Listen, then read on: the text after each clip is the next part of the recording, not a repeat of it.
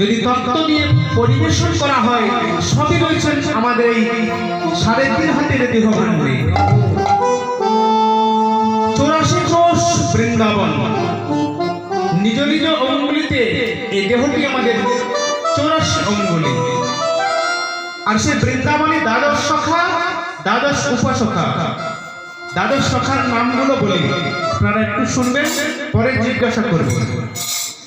শ্রীদাম, সুদাম, দাম, বসুদাম, সুবল, মহাবল, সুবাহু, বীরবাহু, স্তবকৃষ্ণ, অর্জুন, লবঙ্গ, মধুমঙ্গল। এই দ্বাদশ অর্থাৎ 12টি শাখা। আরো ছিল দ্বাদশ উপশাখা, হলাইঘ, ঔরুথপ, অংশুমান, গন্ধর্ব, কিঙ্কিণী, বসন্ত, কোকিল, করবিঙ্গ, উজ্জ্বল, সুন্দরী, বিভু ও বীরভদ্র। 12 12 24, আর কানাই বলাই 26। হ্যাঁ গো, যার আছে ব্রহ্মাণ্ডে সবই আছে দেহভাণ্ডে, এখানে দ্বাদশ শাখা, দ্বাদশ উপশাখা, কানাই বলাই কে? আমাদের মধ্যে রয়েছে 10 ইন্দ্রিয়, ষড়রিপু, পঞ্চভূত, ত্রিগুণ। 10 ইন্দ্রিয়, ষড়রিপু, 10 × 16, পঞ্চভূত, 16 × 5 21, ত্রিগুণ 21 আর 3 24। আর দুটো কে গো? ও দাদা জানো? কানাই আর বলাই এরা কোথায়? জীবাত্মা ও পরমাত্মা। এই 26 জন মাগো অবিরত আমাদের দেহে খেলা খেলছে, তাই দেহটা নড়ছে চড়ছে। এই 26 জনের মধ্যে জীবাত্মা যদি বলে খেলা বন্ধ করব, ডাক্তার বলবে প্যারালাইসিস হয়ে গেছে, অঙ্গ পড়ে গেছে, আর হাঁটাচলা করতে পারে না। আর পরমাত্মা যদি খেলা বন্ধ করব মনে করেন, বন্ধ করেননি, ডাক্তার বলবেন পেশেন্ট কোমায় চলে গেছে, নরম চরম, নড়বেও না চড়বেও না, শুধু দেখবে আর শুনবে। আর জীবাত্মা পরমাত্মা একসঙ্গে যদি পুরোপুরি খেলাটা বন্ধ করে দেয়, সেদিন বল হরি হরি বল, বল হরি হরি বল, বল হরি হরি বল। আপন ঘরে যেতে হবে, বল হরি হরি বল, আপন ঘরে যেতে হবে, বল হরি হরি বল। সেদিন আর এখানে থাকার কোনো উপায় নেই, সব ফেলে আমাদের চলে যেতে হবে। আমরা এসেছি, আমাদের যেতে হবে। মায়ের একটা কথা বলেন না, এসেছি পরের ঘর, জল ঝরালেই যাব ঘর। তাই যেতে আমাদের হবে। তাই কি হয়েছে? ওগো প্রিয় বলরাম, শ্রীরাম সুদাম, প্রিয় বলরাম, শ্রীরাম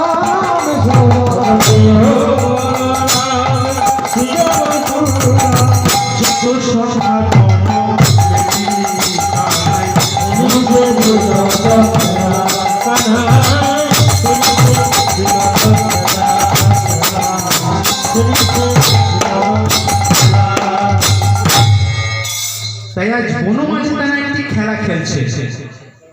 কি খেলা খেলছে? শ্রীরাম বলবে আজ কি খেলা হবে ভাই? আজকে একটা নতুন খেলা খেলবো। নতুন খেলা? হ্যাঁ। সেটা কি খেলা রে? আজকের খেলার নাম হবে কাঁধে করা কাঁধে চড়া। কি বললি? কাঁধে করা কাঁধে চড়া। বাবা, কাঁধে করা আর কাঁধে চড়া? হ্যাঁ, এই খেলাটাই হবে। হ্যাঁ রে শ্রীরাম, কাঁধে করা কাঁধে চড়া যদি খেলা হয় ভাই, কাঁধে চড়তে তো সবাই চাইবে, কে কাঁধে নেবে গো? এই তুই কাঁধে নিবি না? ও কেন নিতে যাবে? যে হারবে সে সবাইকে কাঁধে নেবে। কাঁধে করা কাঁধে চড়া খেলা হবে। কেউ যদি কাঁধে নিতে না চায়, কাঁধে চাপবে কি করে? বলছে শোন, আজকের খেলায় যে হবে চোর, তার কাঁধে সবাই চাপবে। চোর কেমন করে হবে? বলছে শোন কানাই, ওই যে বটবৃক্ষের নিচে তুই দাঁড়িয়ে রয়েছিস, সেই বটবৃক্ষে 26টি পাতা নেই, আর একটি পাতার মধ্যে ছিদ্র করে দে।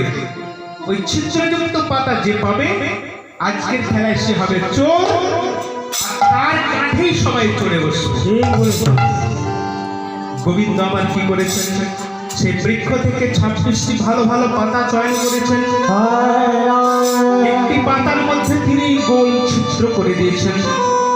সেই গোল ছিদ্র তিনি কেন করেছেন গো? এই সেই গোলক, তাই তিনি গোলকের খেলায়, গোলক ধামে খেলা করে খেলেছিলেন, সেই গোল ছিদ্র তিনি করে দিয়েছেন। এবার সকল সখাগণ এক একটি করে পাতা নিয়ে নিয়েছেন। অবশেষে কৃষ্ণের পাতাটি রয়ে গেছে।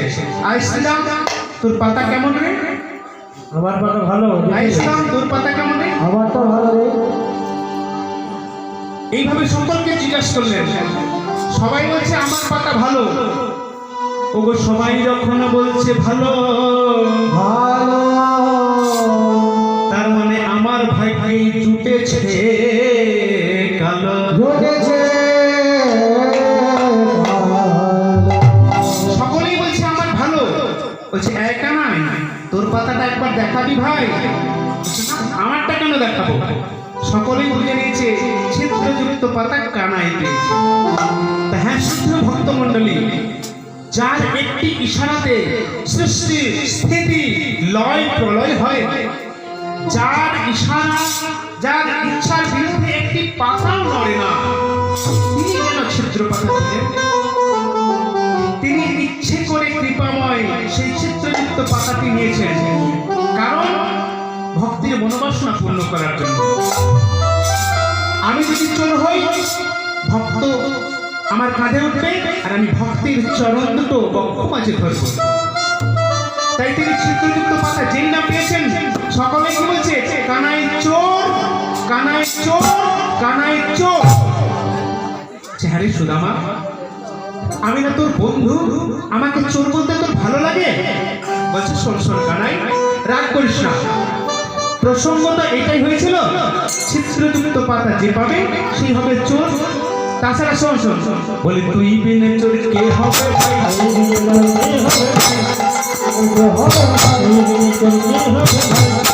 তুই নন্দরামের নবী খোদা,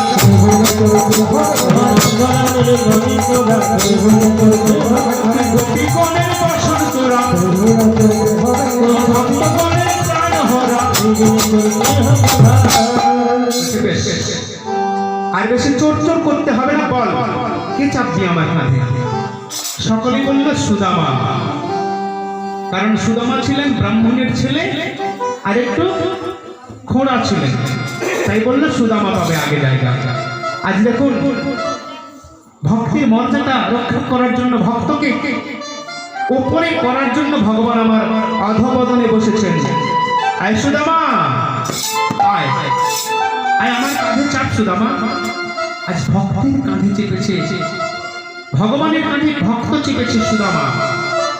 আর যেই না সুদামা কাঁধে চেপেছে, ছোট্ট ছোট্ট বালক তো 6 বৎসরের শিশুগণ খেলা করছেন বনমাঝে। ভগবান শ্রীকৃষ্ণ 6 বৎসরের শিশু। আর যেই না সুদামা কাঁধে চেপেছে, তার রাঙ্গা রাঙ্গা চরণ দুটি গোবিন্দ আমার বক্ষ মাঝে ধরেছে। সুদামা রে, ওই ত্রেতা যুগে তুই আমি বড় ঋণী করে রেখেছিস ভাই। আজ একটু সামর্থ্য হয়েছে তোর ঋণ শোধ করা। তাই তোর রোগ আর কোনো ঋণ আমি রাখবো না, সব ঋণ আমি তোর শোধ করে দেবো। তাই বক্ষ মাঝে চরণ দুটি জড়িয়ে ধরেছেন। আর সুদামা ওই কাঁধের উপরে চড়ে একটু দূরের বস্তুটা বেশি দেখতে পাচ্ছে। অদূরে অট্টালিকার উপর শ্রীমতী রাধারানী বসে বসে সেই লীলা দর্শন করছিলেন। বললেন, যা বাবা, এ কত বড় ভক্ত রে, যে কৃষ্ণ অঙ্গে আমরা তুলসী চন্দন দিতে ভয় পাই, সেই কৃষ্ণ অঙ্গে সুদামা চড়ে বসেছে। এদিকে সুদামা মনে মনে করলেন, রাধারানী যদি রেগে যায়, শ্রীরামের মতো আমাকেও অভিশাপ দিয়ে দেবে। শ্রীরামকে যেমন অভিশাপ দিয়েছিল যে মর্তধামে তোর রাক্ষস কুলে জন্ম হবে। তাই সুদামা কি করেছে দেখুন, করজোড়ে বিনতি করে বলছেন, রাধারানী রেগো না, আমরা শুধু খেলা খেলছি। তাই বলছে, সকলে মিলে বলবেন মা। সুদামা গাইছে রাধারানীর নাম, জয় রাধে, জয় রাধে।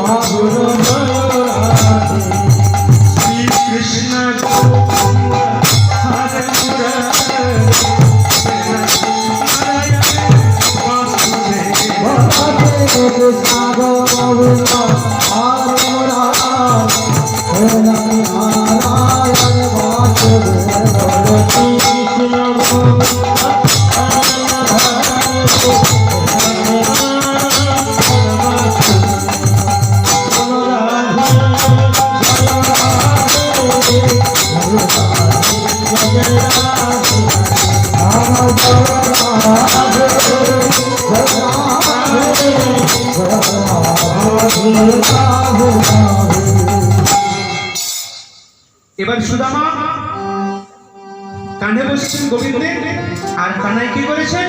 আয় সুদামা, বেশ করে বসেছিস তো? আজ সুদামাকে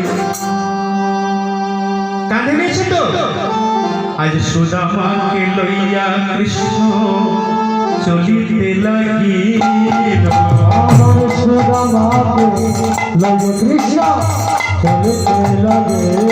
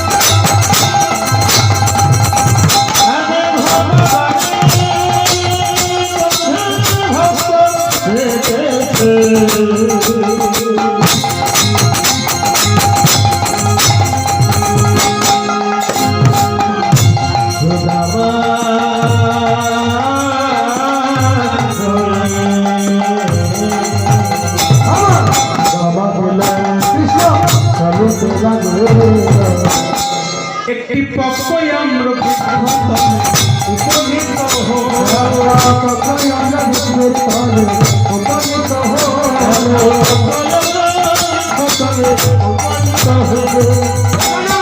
কানাই দাঁড়া দে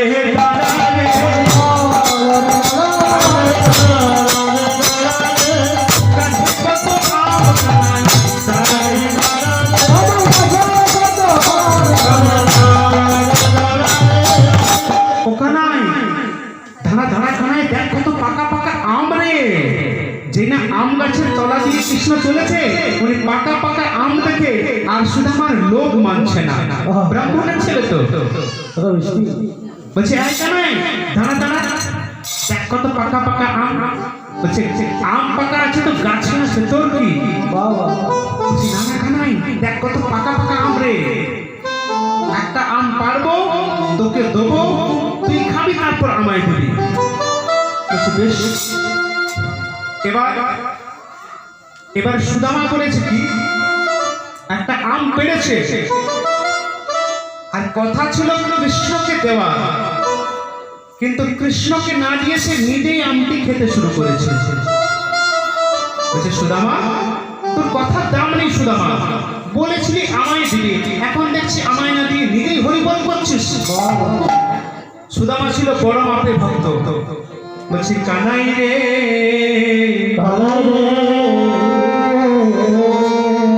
আমার মনের কথা তোকে কি বলবো কানাই, যে অন্তর্যামী হয় তাকে বলার প্রয়োজন হয় না। বলছে দেখ দেখ কানাই, বাড়ি থেকে আমি ক্ষীর সর ছানা নবনে আমি আগে তোকে দিই, তুই প্রসাদ করিস তারপর আমাদের দিস, কিন্তু এটা তোমার ঘরের জিনিস নয়, ঘরের জিনিস নয়, এটা তো গাছের জিনিস, গাছের জিনিস, আর না জানি গাছের মধ্যে কত কিনা কত কিনা।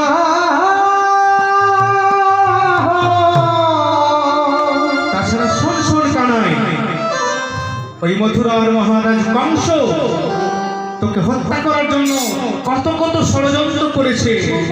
কখনো পুতনা, কখনো অঘাসুর, কখনো বকাসুর, কখনো তৃণাবত্তাসুর, সকলকে পাঠিয়েছে তোকে হত্যা করার জন্য। অবশ্য তোর কেউ ক্ষতি করতে পারেনি, তুই এই সকলকে উদ্ধার করে দিয়েছিস। এখন মনে করতো কেনাই ওই নিরুপায় হয়ে মথুরার মহারাজ কংস যদি এই মিষ্টি মিষ্টি ফলের মধ্যে বিষ মাখিয়ে রেখেছে।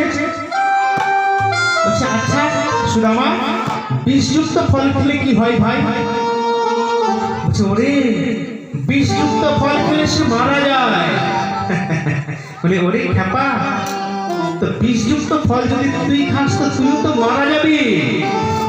বলছে, শোন শোন কানাই, আমাদের কিছু হয়ে যায় তাতে আমাদের ক্ষতি নাই, কিন্তু তোর যদি কিছু হয়ে যায় তবে আর আমাদের গতি নাই। কারণ তোর যদি কিছু হয়ে যায় কানাই, আমরা কেমন করে থাকবো কানা?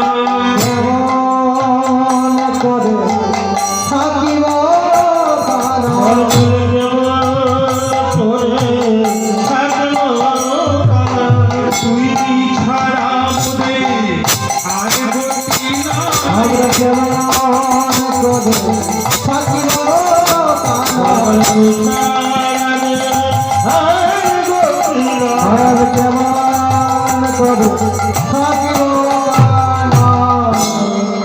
তাই সুদামা কি করেছে গো? সেই ফলটি নিজে খেয়েছে, এঠো করেছে, তারপর ভগবানকে দিয়েছে। কেমন ভক্ত দেখুন, কেমন ভক্ত! তিনি এঠো করে তারপর ভগবানকে দিয়েছেন, আর সেই এঠো ফলটি ভগবান আমার অম্লান বদলে খাচ্ছেন। তাই বলেছে, ভক্ত বড় শক্ত, পণ্ডিত রইল বসে, গাছের ফল গাছেই রইল, শুধু বৃত্ত গেল খসে। দেখুন কত বড় এখানে মহাজন কথা বলেছেন, তত্ত্বের কথা। ভক্ত বড় শক্ত, পণ্ডিত রইল বসে, গাছের ফল গাছেই রইল, শুধু বোমটি গেল খসে। এটা সম্ভব মা? একবার ভেবে দেখুন, একটা ফল গাছে ওই বোমটার সাহায্যে তুলে, মহাজন বলছেন না, ওই বোমটি খসে যাবে তবু ফলটি খসবে না। কেমন তত্ত্ব! গাছের ফল গাছেই থাকবে, কিন্তু ওই বোমটি খসে যাবে। এই ব্যাখ্যাটা আমি একটু পরে করছি, আপনাদের একটু লীলাটা বিস্তার করি। তাই যেই না এত খেলা খেলেছেন, সব মনোবাসনা পূর্ণ করে আজ শ্রীদাম সুদাম দাম বসুদাম সকলকে নিয়ে আজ কানাই মনোবাসনা তাদের পূর্ণ করছে। আর যেই না ওই এটো ফলটি খেয়েছে, তারপর বলছে, এই সুদামা, সুদামা বলছে, এই কানাই, দেখ দেখ কানাই, ওই ফলটা যেন সব